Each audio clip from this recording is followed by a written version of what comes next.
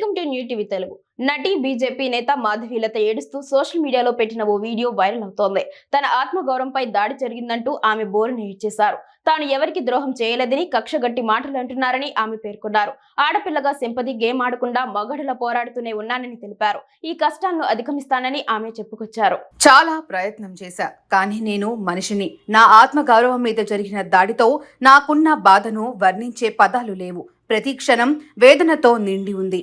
కోపం, నిరాశ, ఆవేదన, దుఃఖం అన్నీ ఒకేసారి నన్ను కుదిపేస్తున్నాయి. కానీ ఎన్నోసార్లు ఎందరో నా ఆత్మవిశ్వాసాన్ని చిదిమెయ్యాలని ప్రయత్నం చేశారు. పదే పదే ఇవే మాటలన్నారు. ఎవరో వస్తారని ఎప్పుడు ఆశపడలేదు. సమాజం కోసం నేను సైతం అనుకున్నా.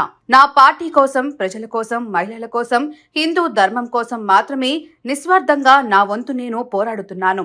రూపాయి తీసుకున్నది లేదు, ఎవరికి ద్రోహం చేసింది లేదు, మోసం చేసింది లేదు. కానీ కక్షగట్టి మాటలంటూ ఉన్నారు. ఆడపిల్లగా ఎప్పుడు నేను సింపతి గేమ్ ఆడలేదు. మహిళా అనుకూల చట్టాలను ఉపయోగించలేదు. మగవాడిలా పోరాడుతూనే ఉన్నాను. ఈ కష్టాలను అధిగమిస్తాను. నా ధైర్యాన్ని కోల్పోను. నాకు కుటుంబం, స్నేహితులు ఉన్నా సరే, నా అభిమానులు, సోషల్ మీడియాలో నన్ను ఫాలో అవుతున్న ఎందరో శ్రేయోభిలాషులు ఉన్నారు.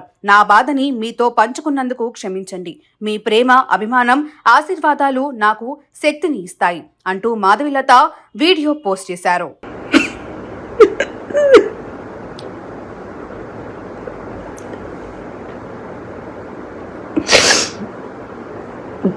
చాలా ట్రై చేశా, నార్మల్గా ఉందామని, కానీ